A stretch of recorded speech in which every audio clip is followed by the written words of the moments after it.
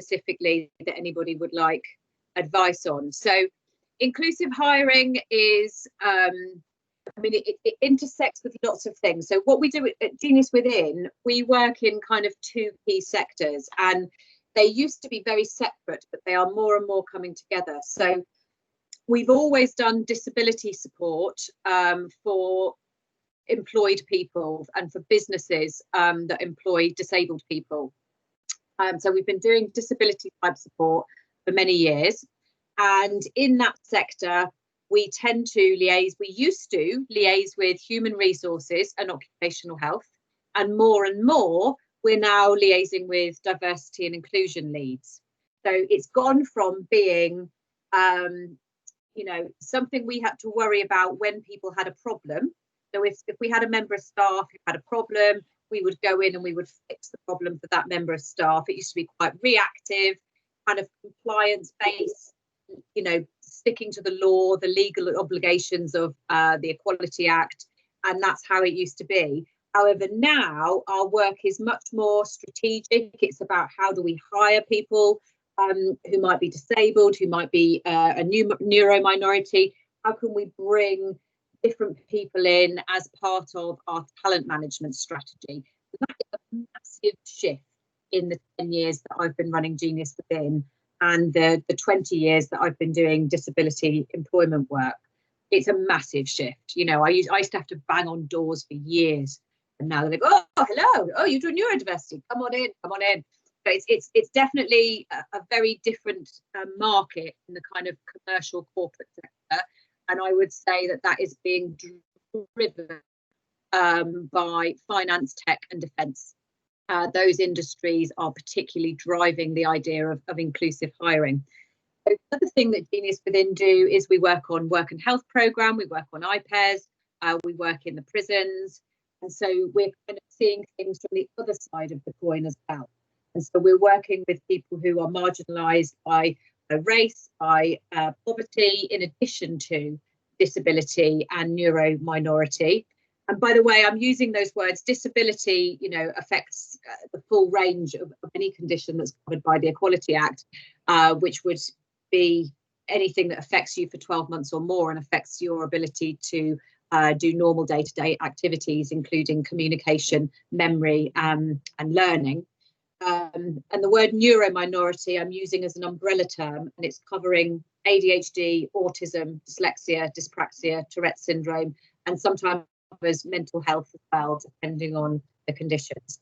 So, you know, talking about those things, if you're wondering what words I'm using and why, happy to talk about it. It'll be quite a big tangent. So I won't go there unless it's interesting, because sometimes the words, using the right words, are part of the reason people feel a little bit out of sorts. So anyway, so with that head on and you know, working in unemployment, and I've worked in and around unemployment support services since 2002.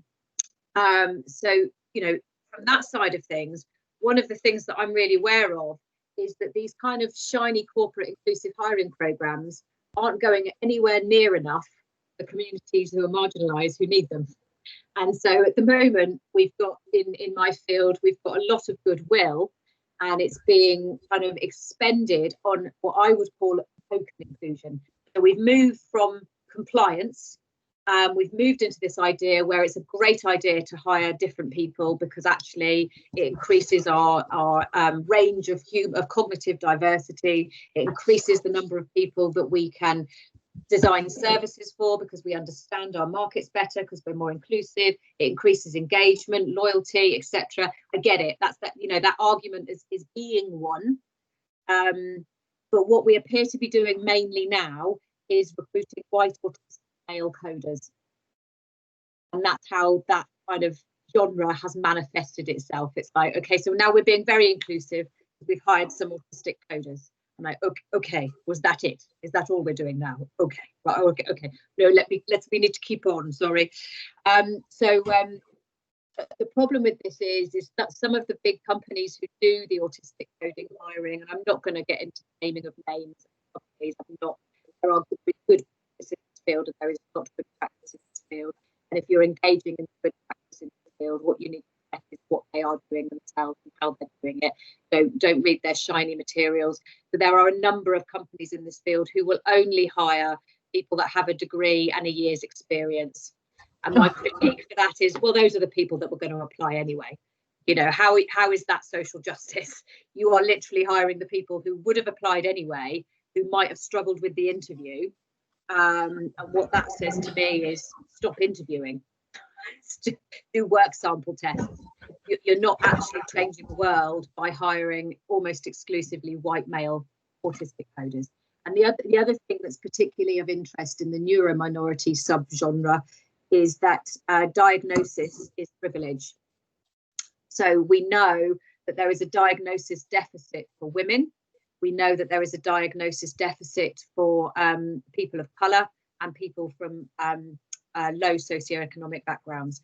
So people in those groups tend to not get a diagnosis of autism, which is the sexy thing that everyone wants to be diagnosed with. Well, no, they don't actually, but you know what I mean. It's the thing that everyone's interested in. So you don't get that diagnosis unless you come from a pretty well-resourced base. If you're a woman, you're more likely to get a diagnosis of a personality disorder or an anxiety disorder. If you're male and you happen to have black or brown skin or be poor, then you're more likely to get diagnosed with a conduct disorder or schizophrenia or a personality disorder. And so you're also much more likely to find yourself within the criminal justice system. Unless you have that diagnosis and get treated appropriately as a result of it. So I think in some ways that the solution to inclusive hiring right now is actually creating more problems. So I'm not going to critique it too hard, because I think it's really, really important that we started recruiting people for what they can bring to an organisation rather than because we felt sorry for people. And that's a huge shift in our narrative, which is really important. But we've accidentally done it.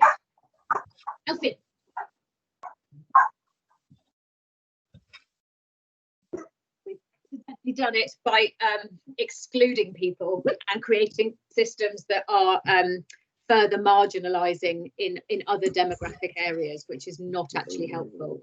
So what we want to find is ways of capitalising on the goodwill that lots of corporate D&I departments have right now, and say, right, if you want to do inclusive hiring for neurominorities, but you don't want to inadvertently mess with all of your racial equity and gender equality work, this is how you do it. You have to go to different communities, places where people might not have exactly the right label to tick your box, but might have exactly the right skills and experience and interesting viewpoints that you are probably marginalised right now. Right, so I'm going to stop at that point and have some questions, I think.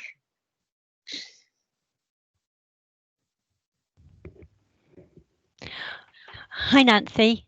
Hi. Hi, it's Lizzie Bond. Hi. I completely concur what you were saying about neurodiversity and the different diagnoses or non-diagnoses.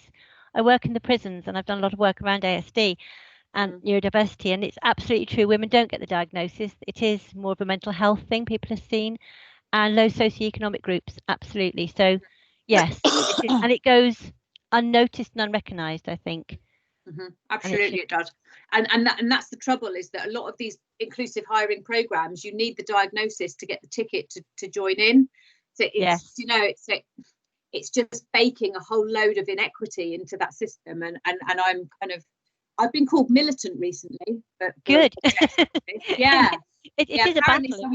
Someone I trust said to me, well, you know, Nancy, you don't always get invited to conferences because you have a reputation for being a bit militant. You don't know enough about me to know that I think that's a good thing. Yes, absolutely. Because no one else is fighting their corner. Yeah. And, you know, someone has to stand up and say. So, yeah, 100%. And, you know, some businesses are doing a good job of this. Some businesses are going out to marginalised communities and recruiting from within that pool. But it's become too easy to go, oh, we'll do an autism at work programme, tick the box and move on, you know.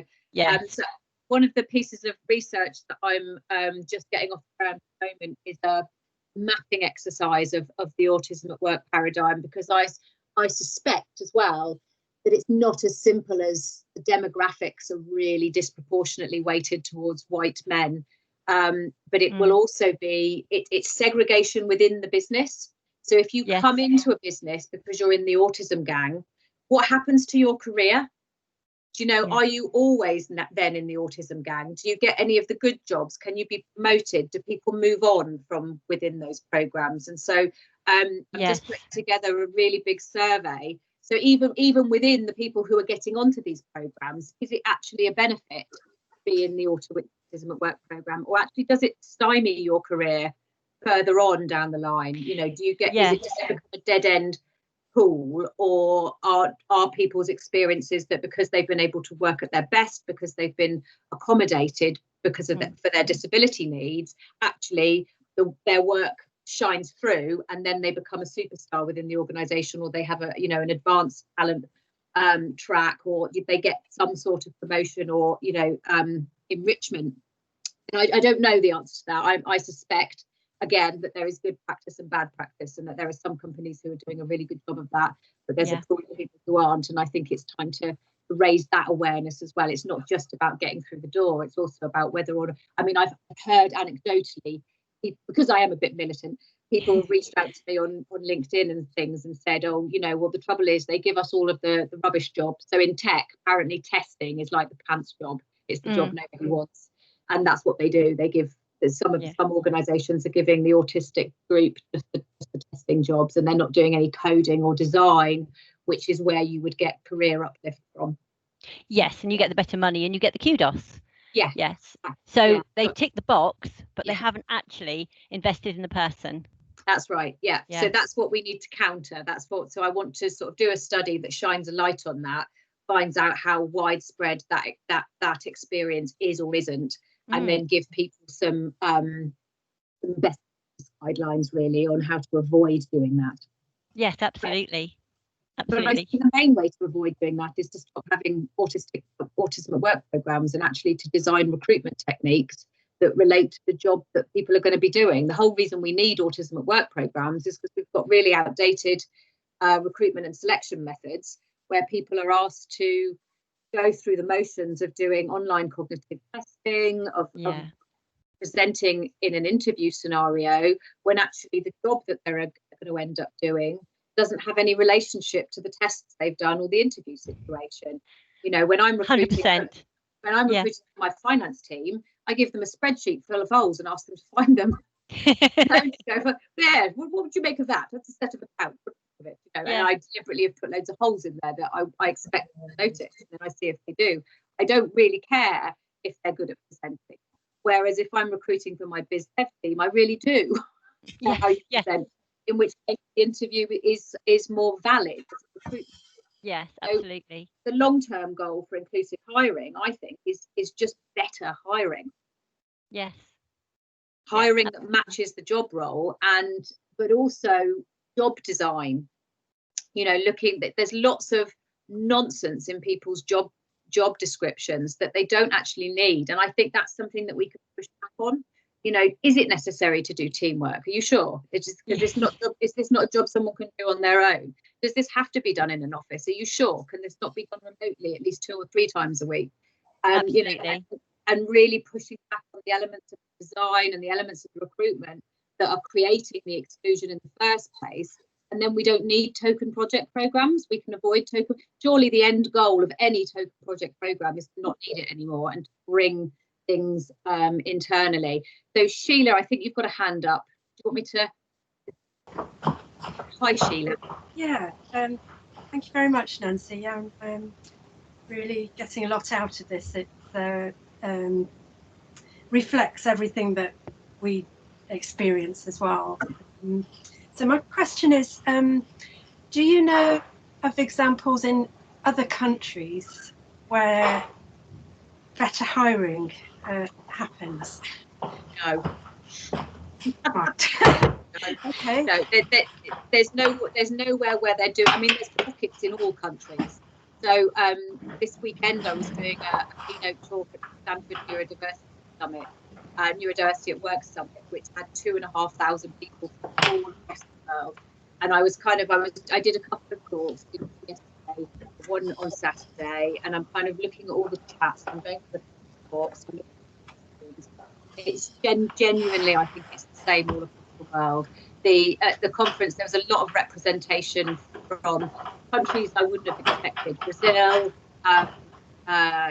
Nigeria. Places where their economies are not as advanced as ours, but even in those environments, they're doing the same things that we're doing. The English system is not particularly brilliant or particularly advanced comparative to the rest of the world. So countries like Germany, Sweden, Canada.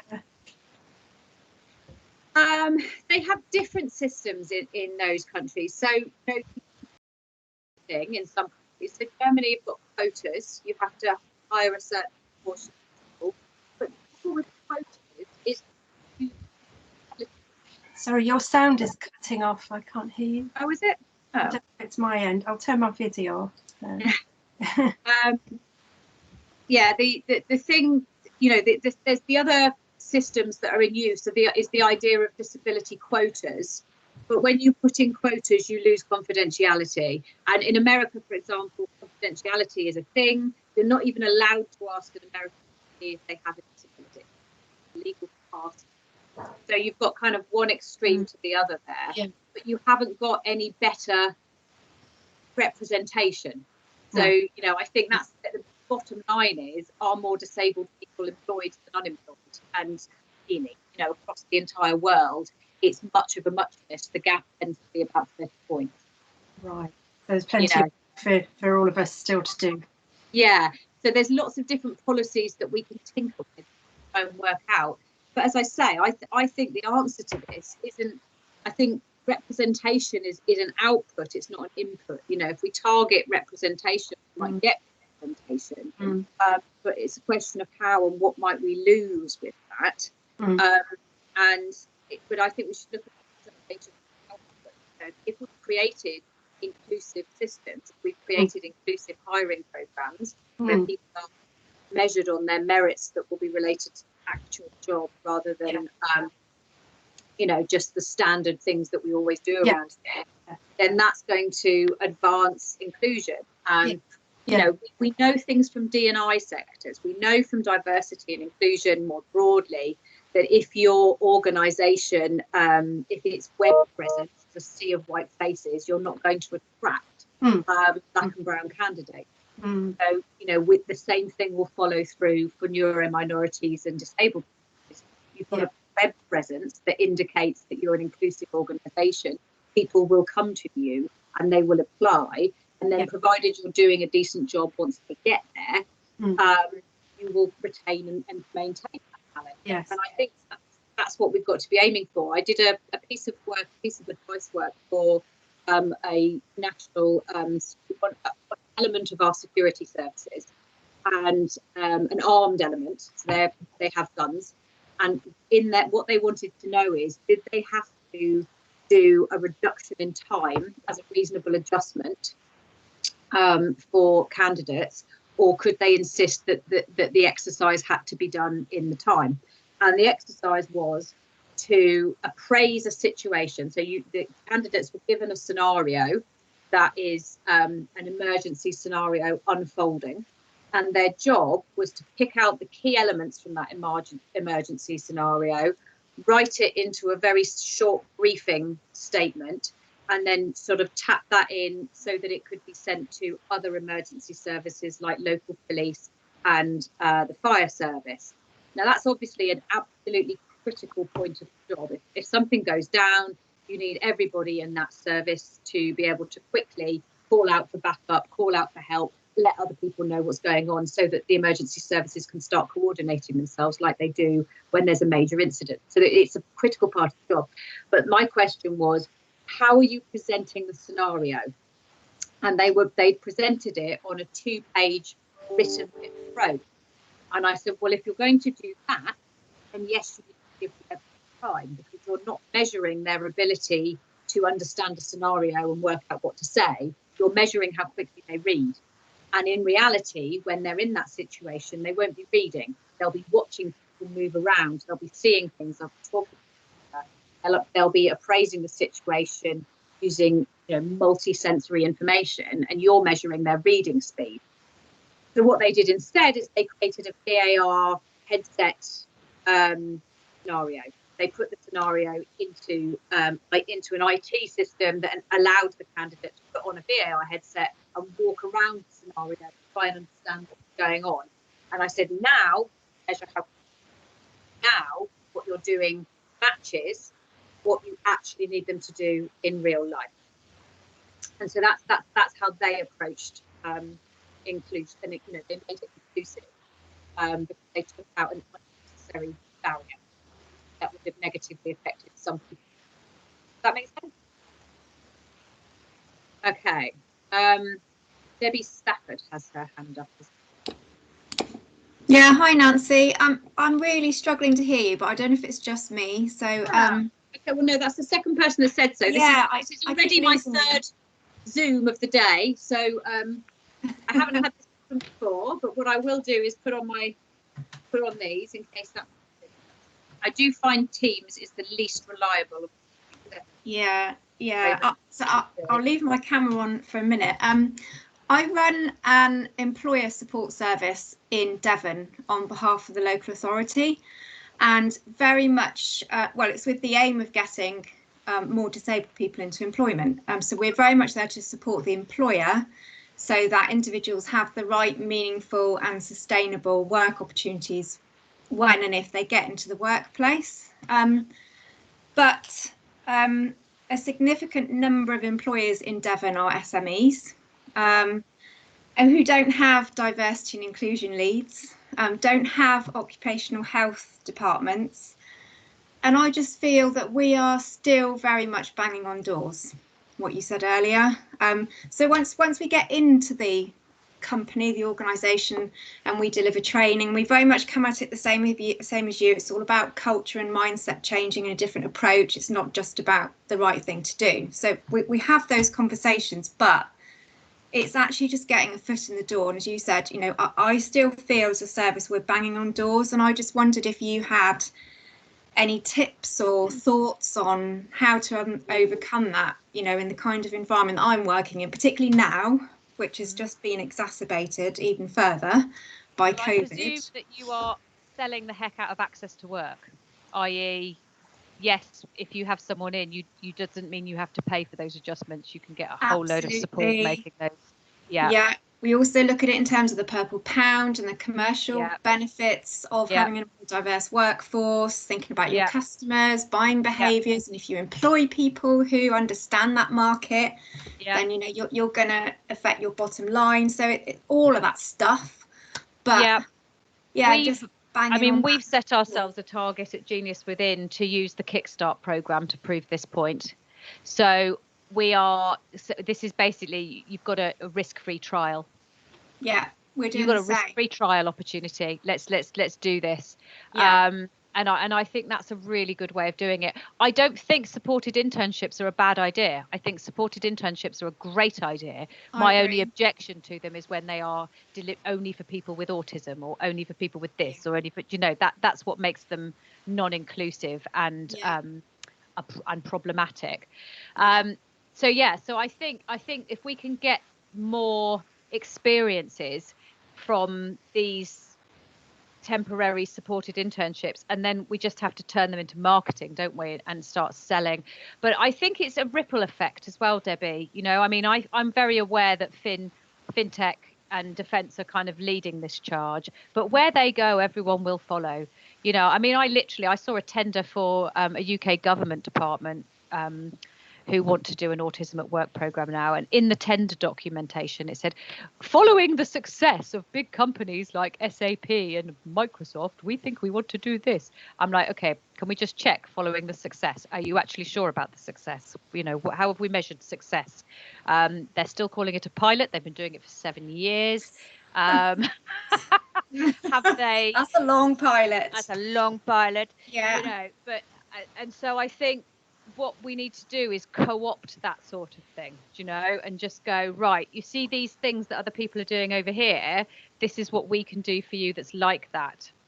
And that you know, the useful thing about running those projects is that, you know, what they have done is they have role modeled that this is a good thing to do, whether or not we've actually measured whether it's a good thing to do and done due diligence on the, you know, I'll have to put my academic head down for a minute and put my branding and biz dev head on, you know, but from a branding and biz dev perspective, it's brilliant.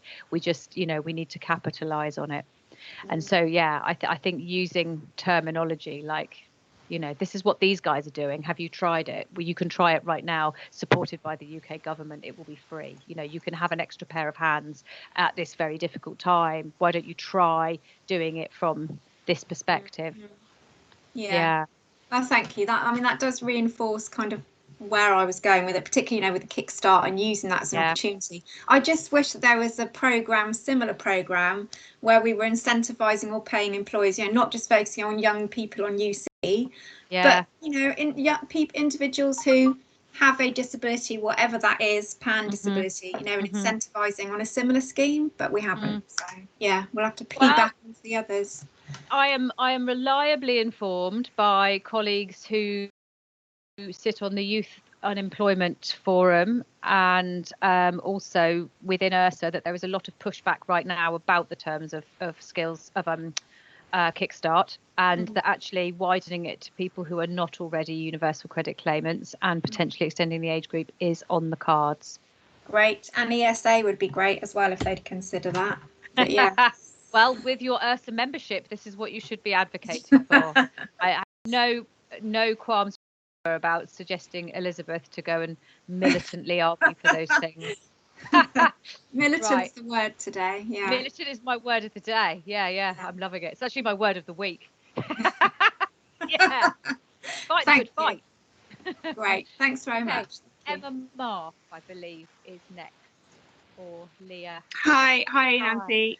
That's fine. I'm here. I wanted to ask you about how you felt organisations are getting their information about neurodiversity and how kind of wobbly that feels sometimes. Because so my experience, I got into thinking about neurodiversity a few years ago from a real amateur perspective because I arrived at a large organisation. There was no support processes in place and the HR team was very junior. So I set up a staff neurodiversity network, which was great. But then I found I was getting all the questions from HR about, can we do this about this policy? What can we do with this person? And I think that this is not my day job. And if something goes wrong, I'm terrified. I made the leap to actually leave the job and have now moved into neurodiversity area professionally. But it was really off the back of that kind of feeling of there are huge organisations out there who just don't know where to turn. And I wondered if that was changing. No, it's not. They're all using their internal staff networks as a replacement for professional advice and guidance, which is completely inappropriate, utterly dangerous, leaves vulnerable people without protection, and they're ending up in court.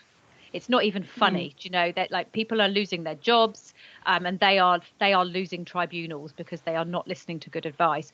And I think that, you know, you've opened a can of worms, Emma. You've opened a can of worms.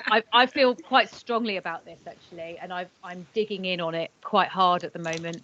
I think it's from the, I mean, I represent lived experience and professional experience. I have an ADHD diagnosis, which I didn't get until my 30s, and I had lots of related mental health issues in my teens because I was undiagnosed and I refused point blank to go to school, which was very, very traumatic until everyone said I had school phobia, and then I just didn't go to school and that was fine. So, you know, and I went into psychology because I could see that psychology was missing big things about the way to support individuals. So without knowing anything about ADHD, I just could tell this wasn't working and it wasn't going to work and it wasn't okay what was happening. So I decided I would study psychology and learn more about it and then hopefully change the system from the inside, which is pretty much on track at the moment. But so I kind of see from both perspectives that from the experience of people who come from communities of neurodivergence, there's a huge amount of distrust for the professional services. There's a huge amount of distrust for education, occupational health, medics, human resources, psychologists, anyone that calls themselves a professional. How dare they pretend to know what my experience is? And so you've got an enormous backlash from the lived experience community right now. You know, nothing about us without us. I'm not interested in anything you have to say unless you've got people with lived experience represented in your policy frameworks. And that's something that needs to happen. So we need to have more voices of lived experience within those policy frameworks. Absolutely. And driving research. You know, I mean, I'm about to publish a paper where I've looked at the whole research on neurodiversity, the whole field. I've done what's called an empty review, where I've specifically looked for studies on the experience of neurodiverse people at work, and they don't exist. What exists in the neurodiversity space is brain scanning. So we're scanning the bits of kids' brains to find out which bits are broken. And that's pretty much what the academic field looks like, which is wrong, and it doesn't help. And so there's no intervention studies. There's no studies on what does work, what's supportive, what's you know, what facilitates inclusion. That stuff is missing. So, you know, having autistic voices, dyslexic voices within driving research and driving policy and driving inclusion activities is really essential. But and now is my but, if you are someone with lived experience, you are a case study of one. You don't actually know how representative your experience is of other people with the same diagnosis. And people are misdiagnosed. You know, lots of autistic people actually have ADHD. Lots of dyslexic people actually have ADHD, because ADHD isn't very popular as a diagnosis. So people tend to get other things. So, you know, with all of that going on, what's happening in practice is that businesses yes, we have to be very well behaved, we have to do the right thing, so we'll have a panel of stakeholders, and the panel of stakeholders will just defer everything to them. And the panel of stakeholders don't know about HR law, they don't know about employment law, they don't understand different recruitment practices, they don't understand occupational health, they haven't been trained to do safeguarding, they're not risk aware, they're not insured, they're not supervised. Yeah. If something is shared with them about a colleague, there's no confidentiality boundaries. They might not know how to deal with that information. It might trigger something for them that's actually quite personally upsetting. And so it's completely inappropriate to use panels of lived experience to manage and monitor individual cases at work. So what you might want to do is have panels of lived experience to support your policy. I mean, the Department of Technology and Science Labs, as part of the MOD, are amazing at this. So they've got a really good panel, and that what their panel does is it interviews providers. So when I pitched to be their neurodiversity partner to do all of their assessments, coaching, training, etc., I had to pitch to their panel of lived experience. And so they were on the board of decision makers, along with someone from procurement who would check that my IT systems were sound and that my insurance was appropriate and that all of the rest of it. So they, you know, it's not like that wasn't completely handed over to them either, but they were part of that decision making panel. So they're included, they're making sure that the provider that they're getting is it has got the right tone and approach and isn't going to marginalize them or medicalize them or pathologize them, but they're not being asked to do the jobs themselves. Whereas another organisation I'm working with now are in massive trouble because they've done this, and they've got a case where one of their lived experience people has reviewed somebody else's file and told that individual that they lied in their assessment, and there's no way that that's true about them. Yeah. And that they should have done this, and this, and that they're basically wrong. And now this person's going, well, actually, who are you to say that? Oh, you work in IT. Oh, do you? Oh, interesting. Sorry. So your justification for evaluating my case is what? Oh, you work in IT and you have an autistic child. Right. What the hell do you need? And quite rightly, they're getting this absolutely pushed back, and they're going to be slammed for it. But I think the message is that there is there's a gap, there's a knowledge gap, and people are filling it with whatever they can find. There's also the things that are really common is for people to see neurodiversity and hear autism. And it's not actually, neurodiversity doesn't mean autism. Neurodiversity means that we are all diverse neurologically as a species. And some of us within that are specialists along a continuum of generalists and specialists.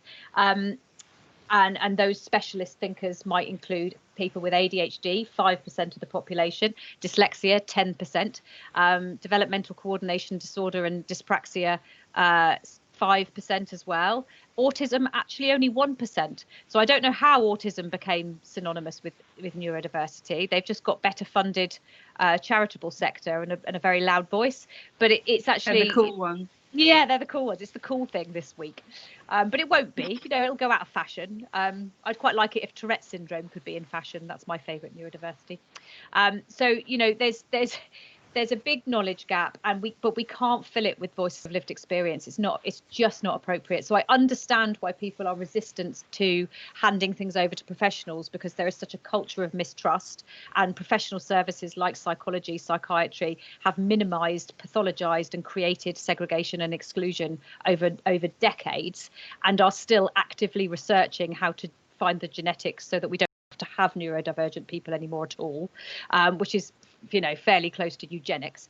So I understand why people are concerned about engaging with professionals, but it doesn't work to go from one extreme to the other. And professional status isn't just about knowledge, it's also about process. It's also about learning the rigors of evidence-based practice. It's about having supervision networks so that you've got people you can talk with too, and oversight and regulation. I'm regulated by the Health and Care Professionals Council. So if I do a bad job, you can complain about me and I will have to go and learn something. The result of a Healthcare Professionals Council complaint might be a hearing where it's explained to me what I did wrong. And as I get that information, I might be required to go and do some more training in order to carry on practicing. So there's some sort of comeback if you get the wrong advice from me. If I advise you wrong in an HR situation and you lose a tribunal, you can claim on my insurance. And so that those things are actually quite important. And that process that I've gone through of, a degree, a master's degree, a doctoral level supervision qualification to become chartered as a minimum, that's 8 years of training, of constantly reviewing ethical practice, safe practice, having my work checked by other people. When it works really well, when you include stakeholders and professionals, you think about something like the AA model, the Alcoholics Anonymous model. They have people with lived experience operating as professionals within their model, but it doesn't just happen overnight. You don't just turn up to AA and then 2 weeks later you're sponsoring somebody else. It doesn't work like that. You have to deal with your own stuff first, and you have to be in AA for a couple of years, and then you get training before you become a sponsor. And once you're a sponsor, you get supervised by someone else who has been a sponsor, who is also a sponsor. So there's and then the organization itself works in a tight multidisciplinary network where you've also got mental health nurses and social workers and psychiatrists and psychologists working together to create the programs, to create the training, to do it properly. So you've got an enormous amount of safety in that regulation. And that's why it works. It doesn't work just because you're including voices of lived experience. It works because you're including them and you've got well-regulated practice. Both of those things are essential. That was a very long answer to your question. I'm sorry. It's a bit of a soapbox issue. Sounds good. But it sounds like an organisational shift at the real foundations is needed before organisations are going to take this seriously. I know, but we've been here with other things. It used to be the case that we did gender equality by asking the one woman on the board to mentor everybody, and the one woman on board be like, I don't know why I have to do this. I really like finance. I don't really like talking to people, but I guess as the only woman I have to do it, and we've been through it with racial equity as well. The one brown or black face in the management team has to then be representative of everybody. It's like, well, actually, I'm from Jamaica. My family's from Jamaica, and I don't really know anything about Asian cultures. But all right, I'll represent them if I have to. But we've learned that is not appropriate in those scenarios. We haven't learned that yet in neurodiversity. We're still asking the two people that happen to have autistic kids to write policies for all neuro minorities, and it's just inappropriate. We need to move on. Yeah. Okay. Leah Hampton.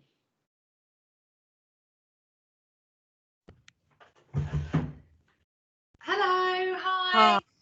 Gosh, what you're saying, I'm kind of like taking on board so much. I'm like, reverently writing everything down. I've just taken on a new role. I'm working for a borough council. I'm the employment and skills manager. So part of my role is building connections with schools and training providers, and going out and kind of also capturing skills gaps that I thought that employers locally are evidencing. So I had one of my first discussions in my first few weeks with EC College, which is our local college, and they have about 40 to 50 supported interns, and they're really struggling with their placements. And I was asking them, you know, what areas are you struggling to find placements for? And they said particularly admin, construction and IT. And I sit within a development, like a housing development. So I work with a lot of partners involved with construction. And then I'm a practitioner. I came from sort of employment support in schools. So I'll definitely take one on. So I don't know what that means. There's going to be a lot of lessons that I have to learn. And that's kind of my question to you, really. I'm about to take on a supported intern. I'm going to go in and deliver a workshop in the college around employer expectation for that whole cohort, so that those students have just met me once, so I'm not quite so scary to apply for a job with. And then I've been speaking to See Ability because they want to write an employment support program, and I said, oh my God, use me as a it's a place for me to kind of like share with you the things to celebrate around taking on an intern, the difficulties I've had, the anxiety that I've got around it, because I've never done this before, and I want this to be as meaning as possible for my, for my assistant. And I hope it's going to be a rolling programme, and the council within are saying, look, can we use you to trial things? Right. What can I read? Who can I speak to make this the most meaningful? Kind of, starting at ground zero. What do I do to make this the best I can, really? What a lovely question, and we could probably spend an entire hour talking about just that. I would suggest that you look at the resources that are available from the Business Disability Forum. The Business Disability Forum do a great job of curating and collecting resources on support that's available. ACAS also have some really, really good guides out there as well. Both of those organisations, I have contributed to their guides, and they're really good. They're really quite thorough. But what you will get from looking at those guides and anybody's toolkits, and it's like endless tick lists of things you should think about and worry about. And it almost kind of ends up being overwhelmed. So by virtue of being comprehensive, what they actually do is also be quite overwhelming. And the reality is the individual that you're working with is not going to need all of those things. So what we do internally at Genius Within is we just start with an open question. How can I support you to work at your best? Yeah. How can I support you to work at your best? And what you might want to do is have a bunch of options. So to start the conversation, because not every disabled or neurominority individual knows what they need to work at their best. They might have come from an environment where they've never had reasonable adjustments before. So you probably want to put them into categories, and a category of coaching, a category of assistance technology, a category of flexibility around hours and environment, a category of the tools and stationary things that they might have in their environment, a category of training, and a category of how you supervise them and the kind of communication style that works best for them, how they want to be talked to, how often.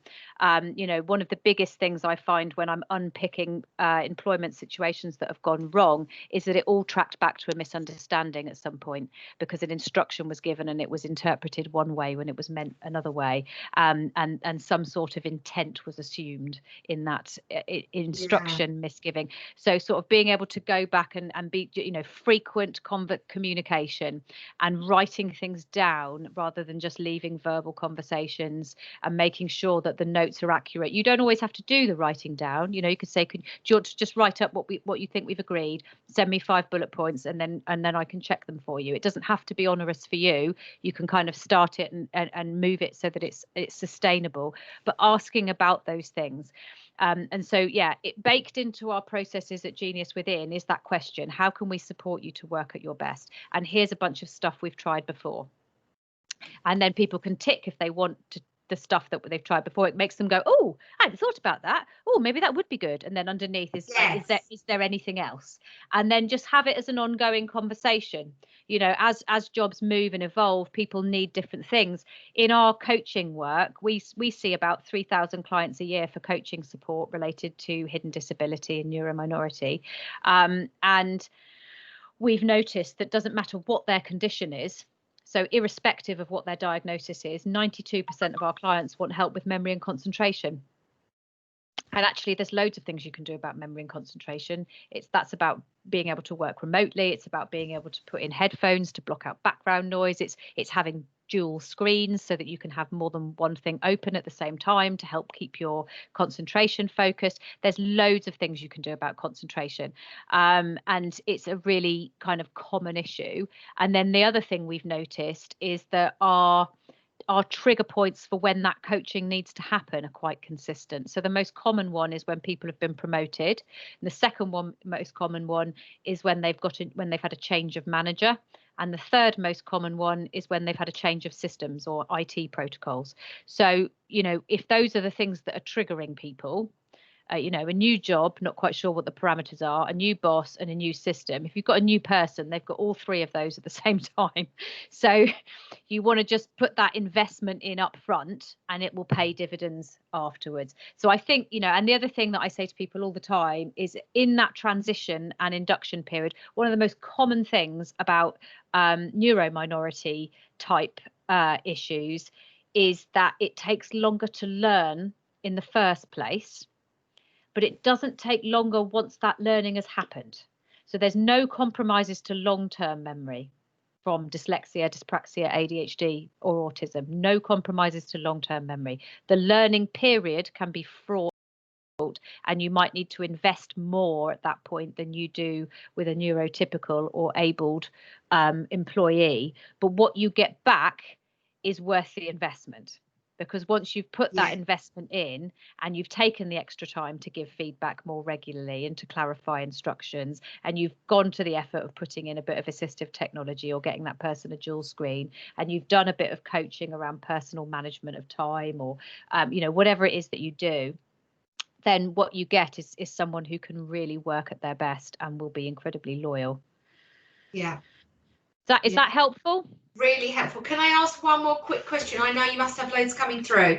When I work with young people, when I work with students, it takes you back to a time a few years ago when I was looking at a child's CV and personal statements, and he put right at the first thing, his introduction was, I have autism.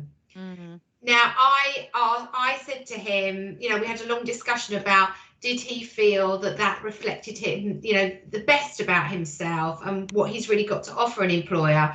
When do you suggest a young person anybody going into employment, when is the right time for them to disclose? There's no such thing. It'll be different for everybody and different for what they want to do. I mean, I think, you know, there are what we've just been talking about. There are a bunch of jobs where having I have autism at the top of your CV is probably the best thing you can do, because you're going to get into the autism at work program. Well done there. So I don't even think that's wrong. And, you know, the other thing, the thing that I tell people all the time that are applying for jobs is this needs to be somewhere you want to work. So yes, it might feel like a risk to disclose something. But if it's a risk, it's because you're worried about being discriminated against. You're worried that they'll have negative stereotypes. And do you actually want to work with somebody who has negative stereotypes about who you are? Is that actually a safe place for you to work? Are you going to work at your best there? Are you going to thrive? You know, there's a whole bunch of research coming out about what's called the cognitive costs of masking. And when you have to mask your differences in order to fit in, it's exhausting. There's a huge wave of research coming around this. You know, we've got words being bandied around like autistic burnout being a thing. And so actually taking a bit longer to find an organisation that embraces your disability might end up paying dividends. Okay, have we got any other questions? Thank you. No problem. But yeah, I think it's useful to point out to people, particularly young people, that recruitment is a two-way process. It's not just about finding someone who will take you on. It's also about finding somewhere you want to be. A bad match is worse than no match in my experience, because it really puts people off long term. It can be really damaging to self-esteem if you get the wrong job and you feel excluded. Okay, so we're just coming up to 12. Just wondering if anybody else has got any questions, or whether that's a good place to leave it.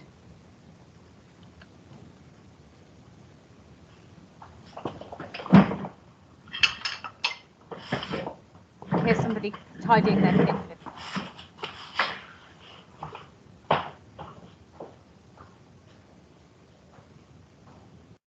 It was Elvira. I've muted her. Did anybody else have a question? Or is that a good place to stop? Any comments? Anything you want to bring in? It was it's Lizzie again, Lizzie Bond. Thank you so much. I think it's given a lot of people a lot of confidence, but also it's made people empowered that we can move forward and be militant. So thanks, Matt. Yes. Someone in the chat at the Neurodiversity Stanford comments called me the militant neurodiversity queen. I'm like, I want a t-shirt with that on. Militant neurodiversity queen. I'm like, yes, I will own that. Love it. Lovely. Thank you, Lizzie. Thank you. Okay, thank you, Nancy, on behalf of ERSA and everybody who's been with us this morning. That's been a really good hour. Thank you very much. Absolute pleasure. Yeah. Okay, thank you. All right. Take care, guys. Bye. Bye.